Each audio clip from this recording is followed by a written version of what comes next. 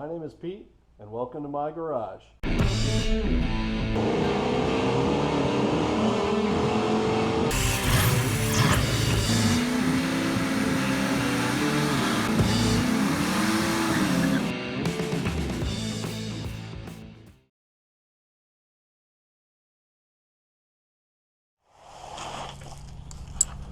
Okay, if we would have had the brake line for the Ford rear end, this would have been pretty easy. We could have just used the brake line from the Ford rear end, and we would have hooked it up here to the Chevy brake hose. Well, we don't have the Ford brake line, and the Chevy one has a whole bunch of bends, you know, a bunch of unnecessary bends and stuff. So what I'm going to do is I'm going to end up making a couple lengths of brake line to go from over here at that wheel cylinder up to this block, and I can mount this block up here on the differential. Maybe I'll actually go up to this bolt up here, and then I got to make one for the other side, and then I can mount the brake cables up here to this bolt. So I'll have to take that out, and I'll just probably cut this off. But shouldn't be too difficult. And then at that point, I just have to change the brake shoes out for some new brake shoes, new brake hardware, and put the park brake cables. You can see the old park brake cables are cut off for the Ford, and you can see my Chevy park brake cable is right there. And I'll try to hook the Chevy park brake cables to the Ford stuff. We'll see how that works. Hopefully that works out. Also, my vent here doesn't quite reach, so I'm going to have to go up to where it mounts up there, take it off of there, and then I'll just probably mount it up here by the evap canister or something like that. Shouldn't be too big of a deal either. It's just a vent hose, because the vent hose on the Chevy was up here versus down here on the axle tube on the Ford. Alright, so we'll take the lines loose here.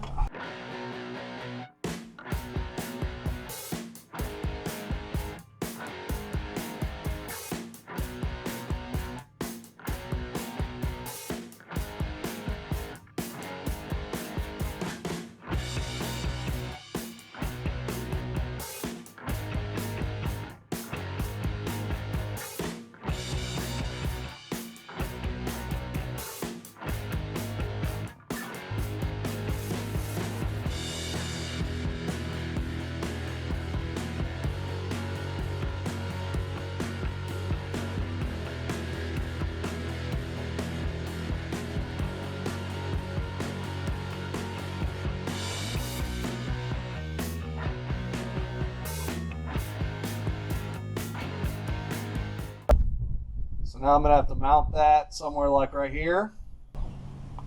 Actually, that right there gives me a little bit more slack. You'll have to excuse the wind. So I'll mount that right there, so I have some slack. Alright. That's going to go there.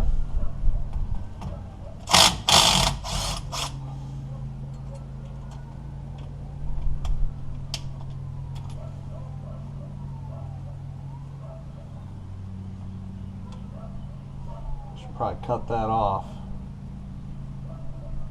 but for now I'm just going to get it out of the way.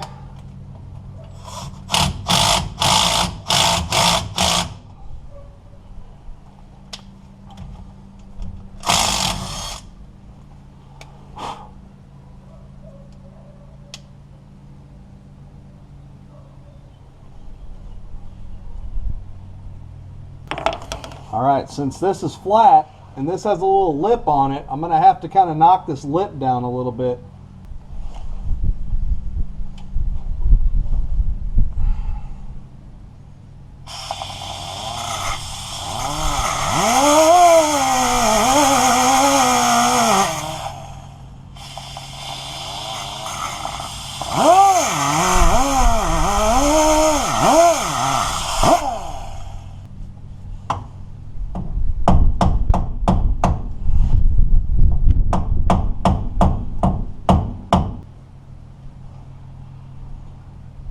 tighten this should push that back out of the way. Keyword is should.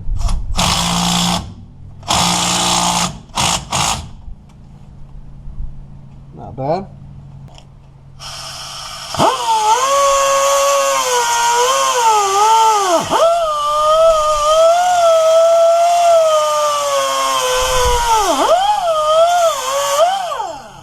Alright, so now I just got to make a brake line to go from the wheel cylinder over there over to there. Shouldn't be too hard. So we go from the wheel cylinder here across the axle tube, and there's a little clip right there that I can clip into, and then I got to come off of there like a 45-degree angle, the little angle there. It's going to be about a 2.5 foot section of brake line that I need. Bought a piece of about 8 foot, and luckily these are double flare on the ends, so I can make those here. And this is like a NICOP brake line. Should be pretty easy to bend and everything. So feed that in there so I can make some of these turns. Now this side should be the easy one, but once I cut a little bit off, I'll know how much I need.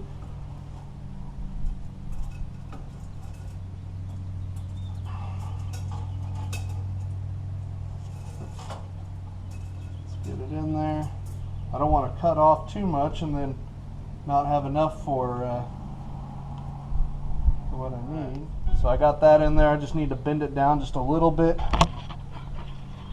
I'm just going to need to bend it down just a little bit right here so I can tuck it up in this tab so it'll hold it down there. And then after I go straight a little bit, I'll come up here to where I can go into the fitting there. Just need to get my Sharpie out and make a little mark there so I can go down. And this stuff is pretty easy to bend by hand. And I also need to make my cut over there so I can cut it off and so I don't have to deal with this huge amount sticking out on the other side. Okay, so I'm going to make a mark about right here so I know to bend that down. Yeah, this stuff bends pretty easily by hand. Okay, that's already tucked in there. Mark where I need to cut this up here. And I'm going to take it off and cut it. Alright. Probably get on this and cut it.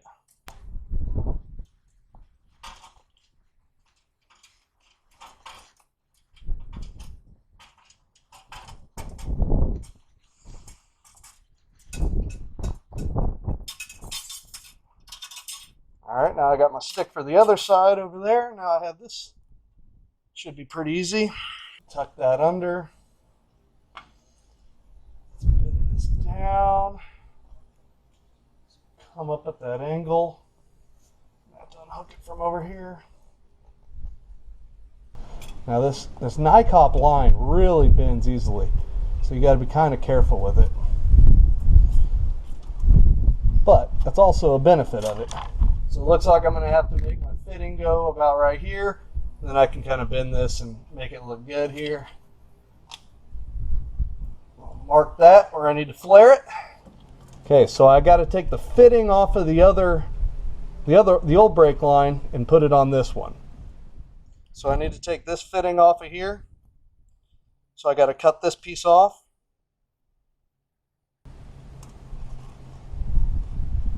Now the nice thing about buying a stick of brake line like I did is that 2 of the ends are already flared for you and terminated. You only got to do one flare. Now hopefully they did a good enough job to where it doesn't leak. So now I got my fitting here. I can put it on this piece. I can see right here is where I need to cut. So I'll make my cut there. Now I'm using 3/16 brake line. I think it's the same size that they had from the factory there.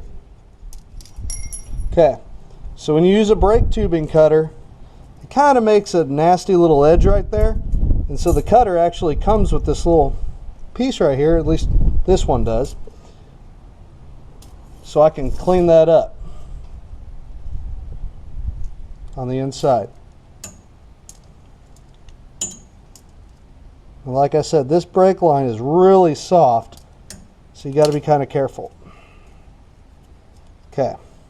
Now the part that's actually going to seal is going to be on the outside here.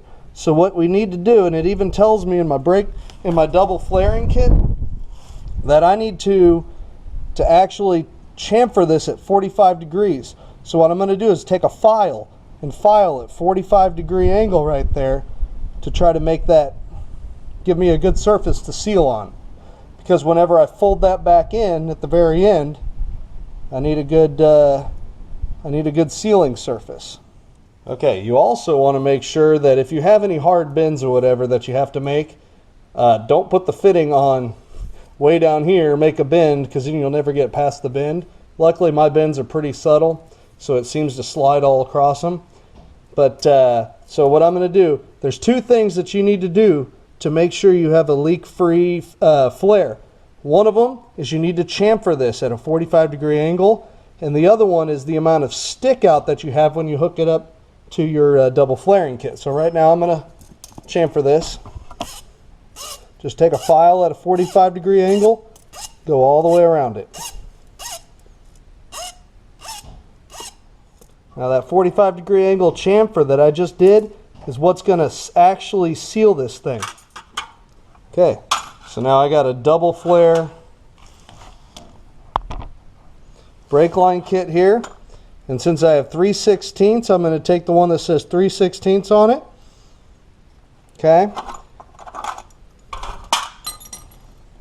take my tool, I'm going to undo it here. Now the 3/16 line goes in there where it says 3/16.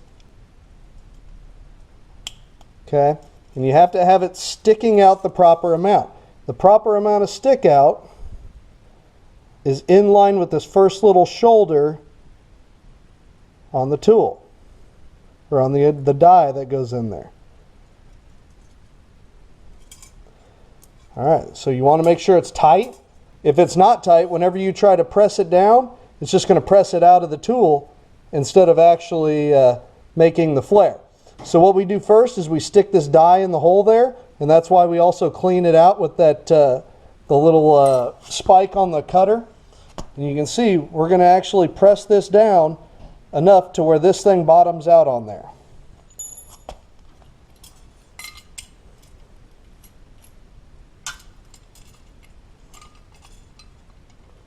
Okay. So we tighten up this tool,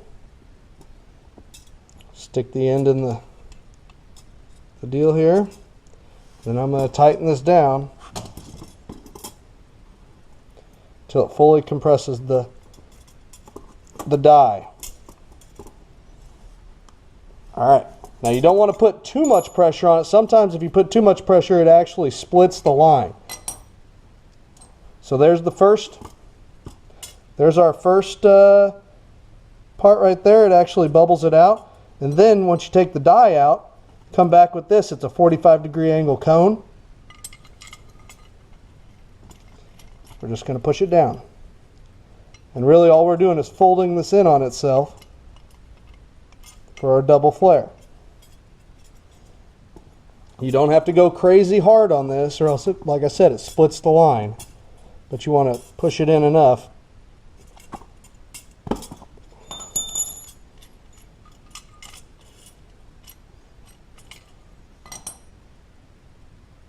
Alright, there we go.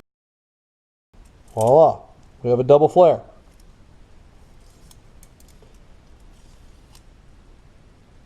This should screw into that fitting in the hose tee, and we should have ourselves a line. Let's go back and try it out. Alright, I'm going to hook it up to the wheel cylinder first.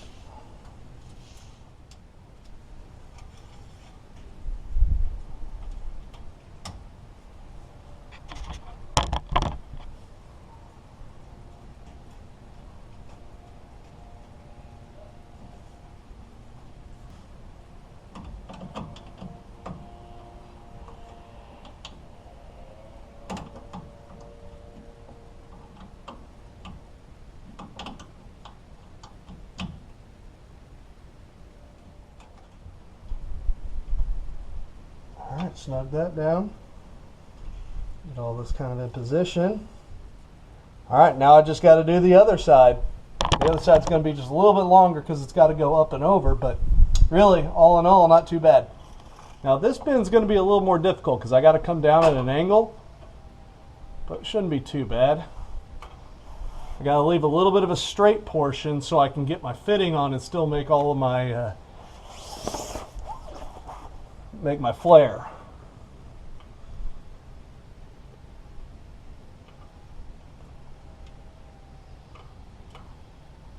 That should be good enough. Now I just got to go flare this. Start to mark it. So here's where I cut it, flare it, make sure I put my fitting on from the other side, and ready to rock and roll. All right, so we got the brake line in. Now we should be good to go. I just gotta get this this vent hose rerun. I gotta take it way up there and then reposition it somewhere so it can reach. It's just too short, so it shouldn't be too hard. And then we're on to getting our park brake cables on and new brakes. You probably don't want to necessarily have to watch me do drum brakes, so here comes a time lapse of it.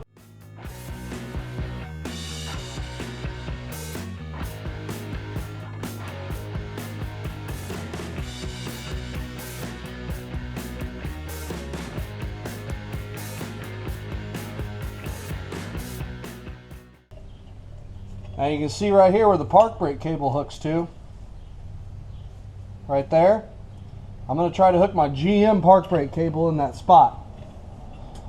Might be a little difficult, but we'll see. But I also have to transfer this park brake lever to the new shoes, and then this piece right here. Alright, now I need to get my park brake cable on this. Now the park brake cable, the original Ford one, there's not much left right there. I just got to compress all those fingers in and pull it back out. So I got to get the right size of wrench on it. Yeah, this 13 millimeter seems pretty good. It's about all right.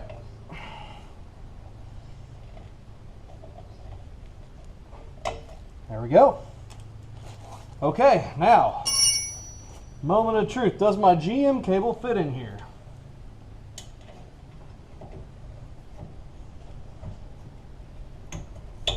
Wow. Like a glove. Fits like a glove in there, so that's good. Now I need to hook this to the Ford stuff. That little spring right there. Will that slide on? Nope. Looks like we're going to have to use the GM spring, which is a little funky. Okay, a lot funky. But we'll slide that on. Let's pull on this a little bit. Okay. How do I get this to hook up to the Ford? Let's just see what happens here. Press that. Okay. So I've disconnected this cable so I can pull on it quite a bit now. It'll be a lot easier to get hooked up. Now I can hook it up to these shoes without fighting it. So it goes on like that. And it looks like this piece usually comes around the back, but I'm actually just going to cut it off. I'm going to make the spring just a little bit shorter to match the length of that spring. So I'll cut a little bit off here.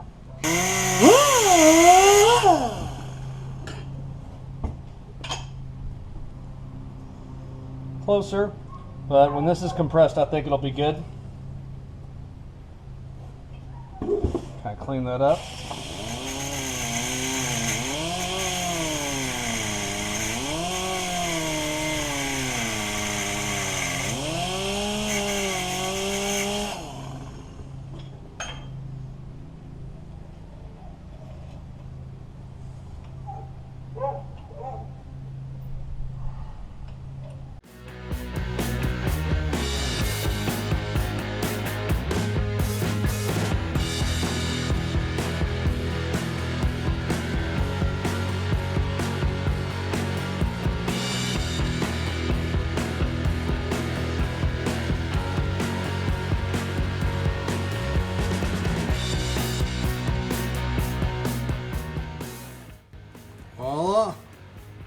new brakes, new hardware, and GM park brake cable going to it.